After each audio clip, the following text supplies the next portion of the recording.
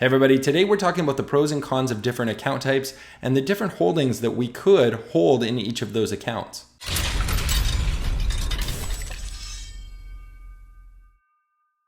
Hello everybody, welcome back to Drawbridge Finance. This is an opinion channel about money and I am not offering financial advice. My name is Levi Woods, I'm a longtime investor and I built this channel so I could help people like you be more successful with your financial future. Anyways, today we are talking about the pros and cons of different types of accounts. Now I'm going to use fairly generic terms today because I have quite a global reach. We're up to 22,000 subscribers on the channel now, which is amazing. Hey, if you guys want to tell me where you're watching from, that would be amazing. Leave a comment down below and just say, hey, give me a shout out from Austria or New Zealand or wherever you're watching from. Anyways, today what I'm going to do is I'm going to refer to these accounts by generic terms so that it can be used in different countries. For example, if I refer to a non-register account, that could be a margin account or some account that is not registered with the government in any way. But if I refer to a registered account or a tax deferred account, I could be talking about an RRSP in Canada, or I could be talking about a IRA account in the United States. When I say tax-free account, we're going to be talking about a TFSA in Canada or an ISA in the UK and other countries, also a Roth IRA. So you just have to understand the terminology that I'm going to use today because it is different for each type of account. What I've done is I built a little spreadsheet, so I'm going to just jump right into that and we're going to look at the pros and cons of the different types of accounts. The very first thing we're going to do is look at the pros of a registered account. So in Canada, it's an RRSP, or in the United States, it's an IRA. Basically, what these accounts are a tax deferred account. So what they do is they allow us to put our income into the account, and then when we do our income tax at the end of the year, and we get a bigger return. So it allows us to put more money back into the account by deferring the tax to a later year where hopefully, in some people's situations, the tax rate will be lower. Now, you'll see through the pros and cons of this when working through this that this may not be advantageous to us in the long run. Now, one of the big things about registered accounts is they often have a beneficiary. So you can avoid the account going through probate, which means when you pass away, you can just designate a beneficiary and that money goes directly to them rather than getting held in the estate. Now, a big one between the United States and Canada are these foreign dividend tax agreements. As a Canadian, if I invest in a dividend paying stock in the United States on the American exchanges, when it pays a dividend, the US government actually keeps a 15% withholding tax. So I have to be careful when I'm buying an investment in the United States that I take that tax consideration into effect. Now, in this case, in an RRSP, in my case in Canada, because there's an agreement between the Canada and the United States, that foreign tax doesn't get taken off if the holding is in my RSP. Now, if I put it into a tax-free account or a margin account, they would keep their 15%. And I don't want that. I want to keep as much money as I can. I'll pay the Canadian taxes, but I don't necessarily want to pay the American taxes. The other beautiful thing about registered accounts is they're only tracking the contributions and withdrawals for tax purposes, which means that we can move things around investment-wise within the account. If I put $100,000 into my RSP and I have that invested in growth stocks for a couple of years, and then I decide to change those growth stocks over to a dividend paying equity, I don't have to report that to the government. I only actually have to report when I actually pull the funds out. So in this case with RSPs, they generally are a fairly long-term thing. We want to wait until we're like 65 to be pulling that out, because the theory is that at that point we would be retired, we would have less income, and we would take those taxes out at a lesser tax rate. Now, I'll go over the cons of an RSP. This is a huge one: maximum annual contribution limits. If you're a low income earner, you actually may not have a lot of room in your RSP. So depending on how you claim your income, if you're self-employed or if you're a contract laborer, there's different ways to report income tax, and you might actually have a lower income and not actually have the contribution room for your RSP. Another big con is that it's actually taxed on withdrawals. It's taxed at your marginal tax rate. This means that if your account grows to $1 million and you decide to withdraw that whole $1 million, you get taxed. In Canada, we get taxed just over 40% on that money. So on $1 million account, over $400,000 would go to taxes. And that's not a very nice situation to be in. So we grow all this money, and then when we take it out, we get taxed. Also, there's age restrictions on this. There's no contributions after 65 and then forced withdrawals after 71. And this varies slightly depending on what country you're in. It could be 65 or 66 or 71 or 72, but around that age. So basically, those accounts are set up so that we contribute up to a certain age. Then we have a couple of years that we can do what we want with them. And then we're forced to make a decision as to how we're going to withdraw. In the States, especially in IRAs, there's an additional tax penalty for early withdrawal. So if people are taking out money prior to their 65th birthday, then there's an additional tax. All right, let's move on to tax-free accounts.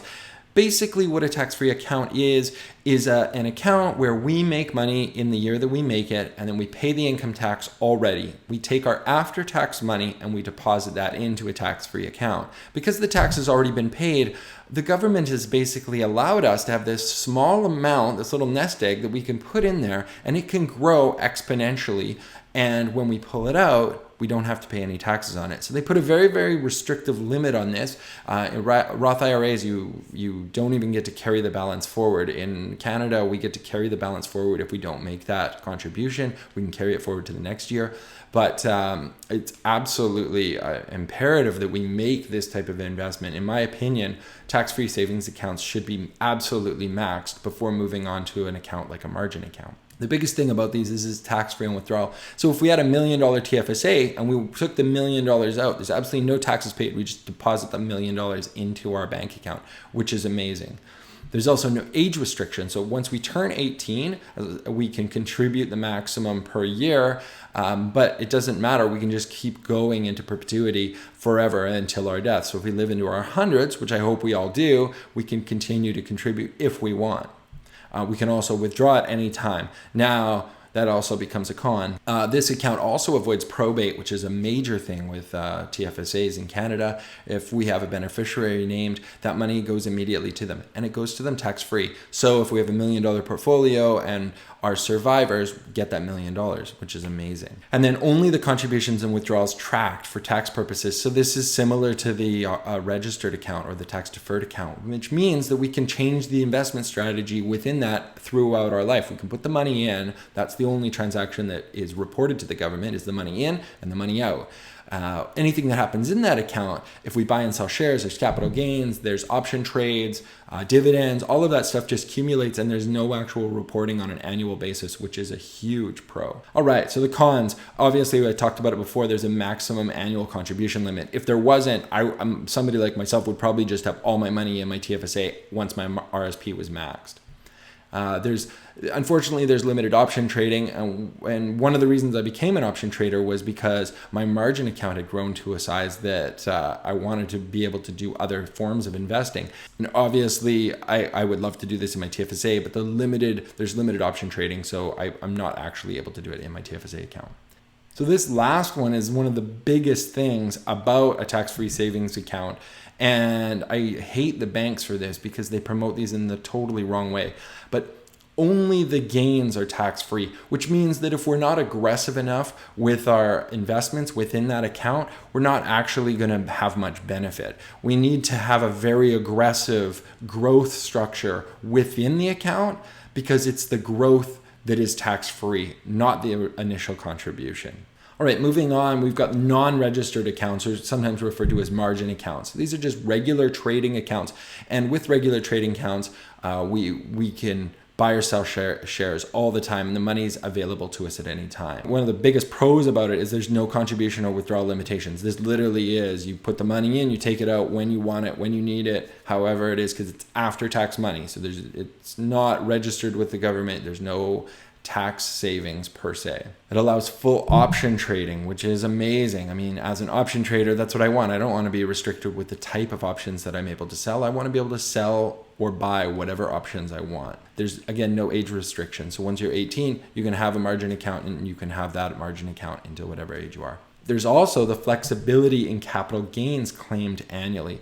What this means is that we can kind of adjust our positions. If we have a position that's grown quite to a large amount, and we can choose when to sell that off and when to take the gains. So if we want to take it early in our life, or maybe it's December and we want to wait till January, and we say, okay, well, why don't we just wait until January before I sell this, because then I can defer those capital gains to next year. Now, the cons of a non-registered account or a margin account is there's no tax advantage. I wish that the government allowed us to have a larger limits on the RSPs and the TFSAs, but unfortunately that's not the case. So we have to invest in a margin account, which means we're paying full pop for our marginal tax rate. So if I make money in this account, I pay for it. There's also annual capital gains reporting and taxes, which leads into the next one, which is complex bookkeeping. All transactions are reported annually. So these two things are together. Basically, every transaction that we make within that account has to be reported to the government. And so that is a huge list. I mean, as an option trader, I trade almost every single day. So there's trades and trades and trades. There's sheets and sheets of line by line transactions that I have to reconcile for my year end. And then I have to pay the capital gains calculations on that. And then obviously it's subject to probate. So if I pass away, then that account actually goes into probate, and there could be a time where it sits waiting to get dispersed to my beneficiaries. I'll put a link at the end of this video to a video I made a long time ago about all the different types of accounts there are and why these are the only 3 you really need to look at. But before we get to that, I want to share with you my strategy for what type of investments I'm putting in each of these 3 types of accounts. This is Levi's trading strategy by account type. So in the RSP, I want medium to aggressive investments. I want to see some growth in this account. It doesn't help me if I just put that money in and let it earn 1% interest.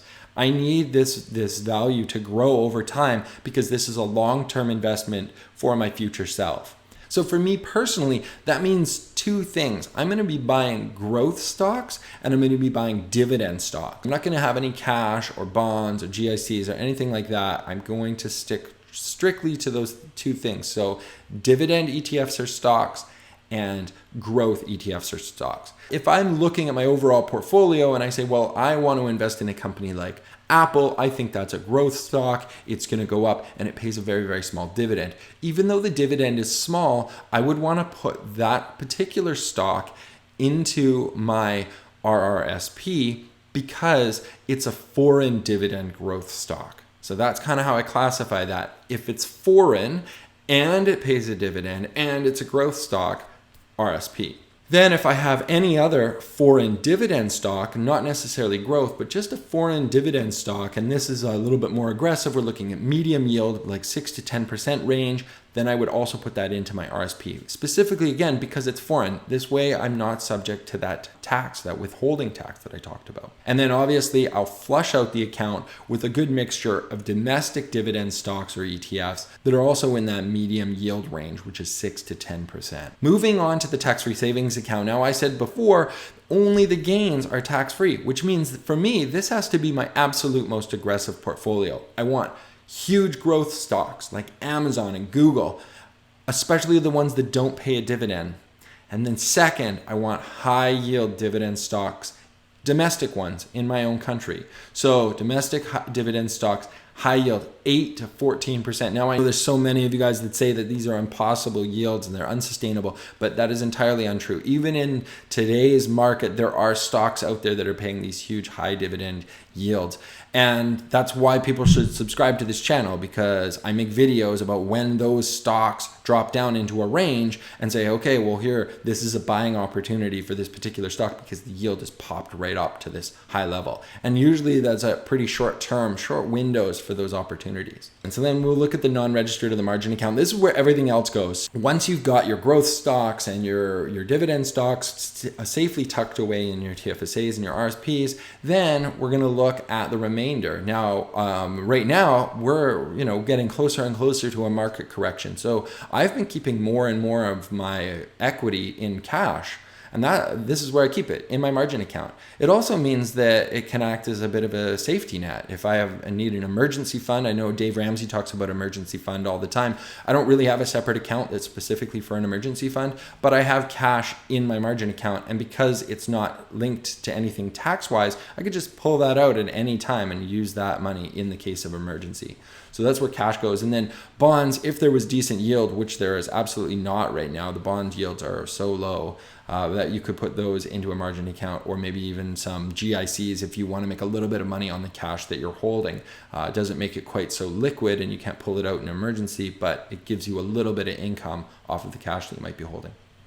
And then in here, we would have your non-dividend growth stocks, and then a mix of domestic dividend stocks or ETFs with a low to high yield. So this where would be everything else that you have. If you've got a favorite dividend stock that pays a low dividend, like some of the banks do, like 4%, then you might want to pop that into your margin account.